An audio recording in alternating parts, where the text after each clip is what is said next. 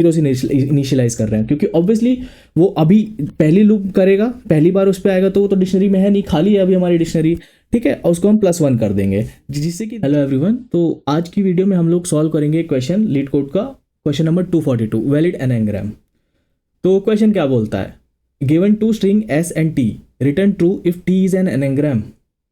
कहने का मतलब क्या है कि दो स्ट्रिंग दे रखी हैं एस और टी, हमें ट्रू रिटर्न करना है अगर वो एनाग्राम है और फॉल्स करना है अगर वो एनाग्राम नहीं है। उसके बाद यहाँ पे बता रखा है कि एनाग्राम क्या होता है। An anagram is a word or phrase found by rearranging the letters, मतलब कि लेटर्स मतलब दो वर्ड दे रखे होंगे, ठीक है, एज अ स्ट्रिंग, उसके अंदर जो कैरेक्टर्स हैं अगर सेम कैरेक्टर्स हैं सेम क्वांटिटी में, उनको रीअरेंज कर रखा है सिंपली, बस अगर रीअरेंज कर रखा है उनको और सेम अमाउंट में सब कुछ तो वो एनाग्राम है, अगर नहीं है तो वो एनाग्राम नहीं है। फॉर एग्जांपल यहाँ पे हम देखते हैं एनाग्राम ही दे रखा है एग्जांपल की तरह, तो इसके अंदर जितनी क्वांटिटी में ए है, एन है, आर है, सब सेम इसमें भी होंगे, बस इसको रीअरेंज कर रखा है, ठीक है, तो ये एनाग्राम है। अब यहाँ पे दूसरा एग्जांपल देखते हैं, रैट। अब यहाँ पे ना टी आ रहा है ना ए आ रहा है, ए आ रहा है सॉरी एक्चुअली, बट टी नहीं आ रहा है, यहाँ पे एक सी एक्स्ट्रा है, सो ये एनाग्राम नहीं है, ठीक है। तो ये सिंपली ऐसे ही होता है कि एनाग्राम क्या है क्या नहीं। एग्जाम्पल से हमको ये समझ में आ गया, बहुत ज़्यादा हार्ड क्वेश्चन नहीं, बहुत सिंपल सा क्वेश्चन है। तो इस क्वेश्चन के सॉल्यूशन पे आगे बढ़ने से पहले मैं तुमसे ये बोलना चाहूँगा कि चैनल को सब्सक्राइब कर दो अगर अभी तक नहीं किया है, और वीडियो को लाइक कर दो, जिससे मैं तुम्हारे एल्गोज के बारे में देख रहा हूँ तो यार तुम भी हमारे एल्गो के बारे में देखो, थोड़ा ख्याल रखो। और लैंग्वेज हम यहाँ पे पाइथन यूज़ कर रहे हैं एज यूजुअल। वैसे एक बार मेरे को क्वेश्चन पूछते हैं कि यार कौन सी लैंग्वेज से डीएसए करें, ये करें वो करें, तो यार देखो ये काफ़ी नॉनसेंसिकल क्वेश्चन मेरे को लगता है। उसका एक रीज़न है, लॉजिक तुम्हारा ना लैंग्वेज कोई भी हो सेम रहेगा, लैंग्वेज बस अपने को एक्सप्रेस करने का एक मीडियम है। एक एनालॉजी देता हूँ तुमको, तुम खुद ही सोचना। मान लो कि तुम एक राइटर हो, ठीक है, अब तुमको एक स्टोरी लिखनी है, तो तुमको वो स्टोरी को पहले सोचना होगा ना कि मैं लिखूं क्या। तो जो सोचोगे वो तुम्हारा लॉजिक हो गया, और जो तुम लिखोगे वो अपने को एक्सप्रेस करने का मीडियम हो गया। अब एग्जाम्पल ले लो कि महाभारत है, महाभारत तुम रशियन में ट्रांसलेट कर दोगे, रहेगी महाभारत ही ना, चेंज थोड़ी हो जाएगा। उस बुक में जो भी चीज़ें हुई, जो भी तुम्हें वैल्यूज़ मिल रही है वो रशियन में होने की वजह से चेंज थोड़ी हो गई। चाहे उससे फ्रेंच में कर दो, चाहे तुम उसे हिंदी में करो, चीज़ तो वही रहेगी ना। तो ऐसे ही इसमें भी है। अब तुम एरे के बारे में पढ़ो तो एरे का कॉन्सेप्ट सेम रहेगा, बस उसको एक्सप्रेस करने का तरीका अलग रहेगा। यहाँ पे हम पाइथन से अपने को एक्सप्रेस करेंगे, लॉजिक सब में सेम रहेगा। अब तुम यही लॉजिक जो जाके जावा से भी लगा सकते हो, यही लॉजिक जाके तुम सी से भी लगा सकते हो, C++ से भी लगा सकते हो। हाँ, ये मैं ज़रूर मानता हूँ कि कुछ लैंग्वेज का सिंटैक्स थोड़ा सा हार्ड होता है, कुछ लैंग्वेज का ईजी होता है, ये एक डिफरेंट चीज़ है, सेम लैंग्वेजेस में भी एप्लीकेबल है। लैंग्वेज मतलब ह्यूमन लैंग्वेज, रशियन में थोड़ा बहुत ज़्यादा ही हार्ड होता है, उसमें ज़्यादा ही अल्फ़ाबेट्स जो भी बोलते हैं वो सब हैं, तो ऐसा सीन होता है। खैर आगे बढ़ते हैं। तो इस क्वेश्चन के मेरे को मल्टीपल लॉजिक्स मिल रहे हैं, मतलब मैं सॉल्व कर सकता हूँ मल्टीपल तरीके से। तो सबसे पहला एक लॉजिक तो मेरे दिमाग में ये आ रहा है कि सबसे पहले हम देखें यहाँ पे जो हमको दो स्ट्रिंग दे रखी है, हम उसको कंपेयर करा देते हैं कि क्या ये इक्वल हैं एक दूसरे के। तो उसको कंपेयर कैसे करा सकते हैं, सबसे पहले तो हमको लेंथ ही चेक करनी पड़ेगी कि ये दोनों इक्वल हैं क्या, मतलब इनके अंदर जो कैरेक्टर्स है, मान लो कि दो स्ट्रिंग दे रखी है, उसमें एक में 10 कैरेक्टर है, दूसरे में 11 कैरेक्टर है, तो हमको ऑब्वियसली पता है कि ये तो है ही नहीं इक्वल, तो उसमें फालतू का लिखने का लॉजिक है ही नहीं, कोड को एग्जीक्यूट कराने की ज़रूरत ही नहीं है। तो सिंपली हम क्या करेंगे, सबसे पहले तो दोनों के लेंथ को ही कैलकुलेट कर लेते हैं और देखते हैं कि इक्वल है कि नहीं। तो लेंथ को स्ट्रिंग्स की कैसे कैलकुलेट कर सकते हैं, तो ये तो पता ही होगा तुम लोगों को कि पाइथन या और भी लैंग्वेजेस हैं जिनमें स्ट्रिंग में इंडेक्सेशन पॉसिबल है। तो पाइथन में इंडेक्स कैलकुलेट करने के लिए कौन सा फंक्शन यूज होता है, लेन। तो यहाँ पे हम लेन डालेंगे, इसमें स्ट्रिंग पास कर देंगे। तो दो स्ट्रिंग हमको दे रखी है, एक एस और एक T. Len S not equal to, हम नॉट इक्वल टू वाला लॉजिक डालेंगे, क्यों, अगर वो इक्वल ही नहीं है तो आगे का लॉजिक क्यों एग्जीक्यूट करें, वहीं पे हम रिटर्न करा देंगे false. Len S not equal to len what, यहाँ पे टी दे रखा है ना, हाँ, लेन टी। सो मैं इफ लॉजिक लगाना भूल गया, if len S is not equal to len T return what, false, false return कर देगा यहीं पे। अब आगे देखते हैं, अब मान लेते हैं कि ये वाली कंडीशन तो पास हो गई कि दोनों स्ट्रिंग जो है इक्वल है, उसकी लेंथ इक्वल है, उसके अंदर सेम कैरेक्टर्स हैं, सेम अमाउंट में नंबर्स में कैरेक्टर हैं, ठीक है। एग्जैक्ट सेम है वो सब नहीं, अभी सिर्फ हमको ये पता चला है कि इसमें 10 के 10 कैरेक्टर दोनों में है, एग्जाम्पल है बाय द वे ये। अब हम देखते हैं कि क्या वो स्ट्रिंग इक्वल है कि नहीं, तो हम ये कैसे कर सकते हैं। सिंपल है, इन्हीं स्ट्रिंग को हम सॉर्ट कर देते हैं, सॉर्टिंग का हम यहाँ पे फंक्शन लगा लेते हैं। अगर सॉर्ट होने के बाद ये इक्वल है तो ठीक है, एनाग्राम है, नहीं है इक्वल तो ऑब्वियसली नहीं है एनाग्राम। चलो आगे करते हैं। तो एक और इफ का कंडीशन लगाते हैं, इफ, ठीक है, सॉर्टेड। अब इसके अंदर हम पास कर देते हैं कौन सी स्ट्रिंग, इसमें हम पास करेंगे S string, equal equal to sorted, sorted what, sorted T string, return true. तो यहाँ पे ये ट्रू रिटर्न कर देगा अगर ये सॉर्टेड है और इक्वल है तो। अगर नहीं है तो सिंपल एल्स कंडीशन लगाते हैं, एल्स रिटर्न फॉल्स। चलो देखते हैं पास होता है कि नहीं। हो गया एक्सेप्ट। सो इतना हार्ड नहीं था ये वाला लॉजिक, बट अब इसमें एक प्रॉब्लम है। प्रॉब्लम ये है ना कि काम कर रहा है हमारा लॉजिक, बट इसकी टाइम कॉम्प्लेक्सिटी बहुत ज़्यादा आ रही है, क्योंकि यहाँ पे हमने सॉर्टिंग यूज़ किया। अब तुम जहाँ पे भी सॉर्टिंग यूज़ करोगे ना, वहाँ पे बेस्ट पॉसिबल जो टाइम कॉम्प्लेक्सिटी हो सकती है वो तुम्हारी एन लॉग एन आएगी। समझे कहने का मतलब क्या है? और भी एल्गोरिथम्स हैं जो कि इतने एफिशिएंट नहीं है, बट जो बेस्ट पॉसिबल सॉर्टिंग एल्गोरिथम है उसकी जो टाइम कॉम्प्लेक्सिटी आती है ना, बिगो, वो एन लॉग एन ही आती है। सो यहाँ पे हमने सॉर्टिंग यूज़ किया, इस वजह से इसकी time complexity N log N आ गई है। सो इसको हमको फर्दर ऑप्टिमाइज करना होगा। N log N is not a efficient solution for this question. तो अब हम इसको फर्दर कैसे ऑप्टिमाइज कर सकते हैं, चलो सोचते हैं, देखते हैं।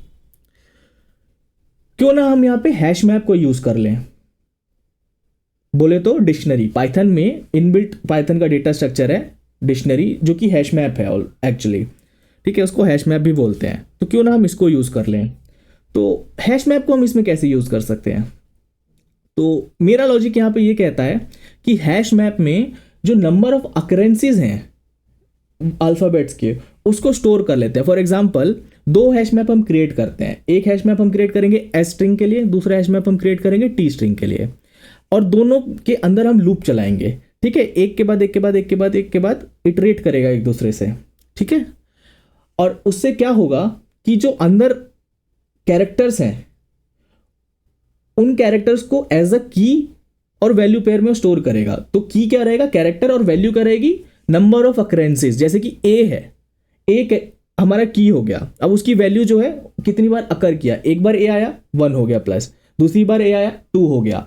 तो ऐसे करके जो है सारे इसके अंदर कैरेक्टर्स, सारे जो इसके अंदर कैरेक्टर्स हैं उनके अकरेंसेस जो है हमारे पास स्टोर हो जाएंगे। उसके बाद इन दी एंड हम उन दोनों डिक्शनरीज को जो है क्या करेंगे, कंपेयर करा देंगे, ठीक है, नॉट दैट हार्ड। उससे क्या होगा, हमें पता चल जाएगा कि ये इक्वल है कि नहीं, और हमारा आउटपुट आ जाएगा। अब इसकी क्या टाइम कॉम्प्लेक्सिटी आएगी, सिंपल, हम फॉर लूप्स का यूज़ कर रहे हैं यहाँ पे, तो सिंपल है क्या, बिगो एन आएगा इसका टाइम कॉम्प्लेक्सिटी। सो एन लॉग एन से तो बेटर है एन, छोटे इनपुट्स के लिए। अगर बहुत बहुत एक्सट्रीमली बहुत ज़्यादा बड़ा इनपुट डाल रहे हो उस केस में एन लॉग एन ही तुम्हारे लिए बेटर रहेगा, मतलब क्वेश्चन के लिए, बट हम उसमें डाल नहीं रहे हैं। तो छोटे इनपुट्स के लिए linear time complexity is better as compare to N log N. तो चलो उसको भी हम यहाँ पे इंप्लीमेंट करते हैं। तो वही पहला वाला लॉजिक हम लगाएंगे, वही दोनों स्ट्रिंग्स को हम लेंथ को कंपेयर करेंगे। अगर वो लेंथ इक्वल आ रही है तो ठीक है, हम आगे प्रोसीड करेंगे। अगर नहीं इक्वल आ रही है तो पहले ही हम उसको क्या करेंगे, रिटर्न करा देंगे फॉल्स। तो if len s not equal to what, len p, second string जो है यहाँ पे t हमने यूज कर रखी है, रिटर्न फॉल्स। फॉल्स प्रैक्टिस करनी पड़ेगी, ये गलत वर्ड कीज हाथ पे सेट हो रखी है, होता है लैपटॉप और कीबोर्ड पे बार बार स्विच करते हैं ना, तो मेरे साथ ऐसा होता है।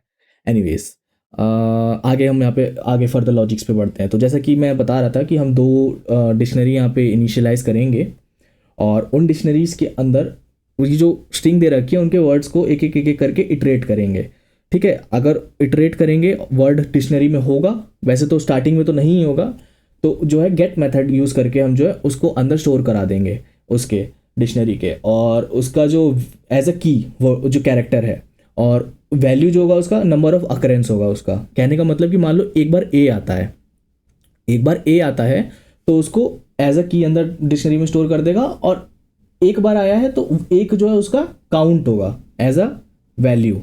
ठीक है, दोबारा से ए आता है तो की तो वही रहेगी, वैल्यू जो है +1 हो जाएगा उसका। ठीक है, तो हम इसको सिंपली यहाँ पे ऐसा ही कराने वाले हैं। तो उसके लिए हमको क्या करना होगा, सिंपल पहले तो दो डिक्शनरी यहाँ पे हमको इनिशियलाइज करनी होगी। इंडेंटेशन हमें पाइथन में थोड़ा ध्यान देना पड़ता है, तो यहाँ पे इंडेंटेशन का थोड़ा नाटक कर रहा है। एस काउंट डिक्शनरी को इनिशियलाइज करने के लिए कर्ली ब्रेसेस का यूज़ करते हैं, और यहाँ पे जो ये इंडेंटेशन का नाटक कर रहा है इसको मैं ठीक करता हूँ। हाँ, अभी सही है इंडेंटेशन, अभी भी सही नहीं है, अब सही है। ठीक है, तो एस स्ट्रिंग के लिए एस काउंट से हमने इनिशियलाइज किया, टी के लिए हम टी काउंट से करेंगे, टी काउंट। ठीक है, अब हम यहाँ पे फॉर लूप चला देंगे, फॉर लूप, फॉर कैर कुछ भी यूज़ कर सकते हो, फॉर आई कर सकते हो, फॉर जो भी तुम्हारा वेरिएबल लेने का मन हो, तुम डैश भी यूज़ कर सकते हो, तो हम डैश यूज़ कर लेते हैं, फॉर डैश। ठीक है, फॉर डैश इन कौन सी स्ट्रिंग को हम पहले करा रहे हैं, एस से कराएंगे, एस। अब क्या कराएंगे हम, एस काउंट, COUNT काउंट। अब हम इसमें काउंट स्टोर करा रहे हैं ना उस कैरेक्टर का, उस पर्टिकुलर कैरेक्टर का जिस पे अभी हम हैं, तो वही ले लेते हैं। तो हमने कैर तो नहीं लिया, यहाँ पे हमने डैश लिया था, तो हम डैश ही डाल देते हैं। कुछ भी ले सकते हो, बार बार मैं बोल रहा हूँ, उसके लिए तुम इतना परेशान मत हो। यहाँ पे हम काउंट करा देंगे, काउंट। अब जो वो स्पेसिफिक कैरेक्टर है, पहले यहाँ पे मैं गेट मेथड लगाना भूल गया था, गेट लगा देते हैं, गेट तभी स्टोर होगा उसके अंदर ऑब्वियसली। गेट, अब वो जो वर्ड था, या सॉरी वर्ड नहीं, कैरेक्टर, कैरेक्टर, और उसको हम 0 से इनिशियलाइज कर रहे हैं, क्योंकि ऑब्वियसली वो अभी पहली लूप करेगा, पहली बार उस पर आएगा तो वो तो डिक्शनरी में है नहीं, खाली है अभी हमारी डिक्शनरी। ठीक है, और उसको हम +1 कर देंगे, जिससे कि जब भी उस पर आए तो एक बार वो प्लस हो जाए। ठीक है, और इनिशियलाइजेशन उसका 0 से ही हो रहा है। ये हमारा किसके लिए चला, ये हमारा चला एस के लिए। अब हम सेम चीज जो है उसके लिए कर सकते हैं, for dash in T, dash in T, T string के लिए। इंडेंटेशन का दिक्कत हो रहा है इसमें, ऐसा क्यों। ठीक है, अब ये हम दूसरी डिक्शनरी में स्टोर करेंगे। दूसरी डिक्शनरी हमने क्या इनिशियलाइज करी थी, टी काउंट करके। ठीक है, और सेम वही डैश हम ले लेते हैं, वेरिएबल कुछ भी ले सकते हो, आई ले सकते हो, बार बार मैं बोल रहा हूँ उस चीज़ में कंफ्यूज मत होना, मैंने जानबूझ के डैश लिया है यहाँ पे दिखाने के लिए कि हम कुछ भी ले सकते हैं। यहाँ पे टी में काउंट डालेंगे हम, काउंट सेम जो लाइन ऊपर का है बस उसमें हम टी ही चेंज करेंगे, बाकी एग्जैक्टली सेम रहेगा, गेट। ठीक है, अब यहाँ पे दोबारा से वही लेते हैं अंडरस्कोर, और इनिशियलाइज करेंगे 0 से, क्योंकि काउंट इनिशियली 0 रहेगा क्योंकि हमने डिक्शनरी खाली ली थी। ठीक है, अब ये जो दो डिक्शनरी है, अब उसको इटरेट करके सारा जो भी काउंट वगैरह वो उसके अंदर फिल हो गया है, वो स्टोर हो गया है। अब हम इसको सिंपली रिटर्न करा देंगे। अब तुम कहोगे कि रिटर्न क्यों करा रहा है डायरेक्टली, और इफ एल्स क्यों नहीं लगा रहा है, कि इफ इक्वल टू, उसका भी मैं बताता हूँ। वैसे पता होगा, नहीं पता है तो बताऊंगा मैं अभी। तो एस अंडरस्कोर टी नहीं, काउंट इक्वल टी काउंट। इस लाइन का क्या मतलब है, तो बेसिकली अगर हम कोई भी कंडीशनल स्टेटमेंट लगाते हैं तो उसका रिटर्न ट्रू या फॉल्स में ही होता है, उसका आउटपुट ट्रू या फॉल्स में ही होता है। जैसे मान लो मैंने बोला इफ 1 इक्वल टू 1, तो ये तो ट्रू है ना, बाय डिफॉल्ट ट्रू है ना, तो इसका भी सेम सीन ये रहेगा। अगर S equal to T count आएगा तो ट्रू होगा इसका आउटपुट बाय डिफॉल्ट, अगर नहीं है तो फॉल्स रहेगा। हमको वो चीज अलग से स्पेसिफाई करने की जरूरत नहीं है यहाँ पे। इसको रन करके देखते हैं अब।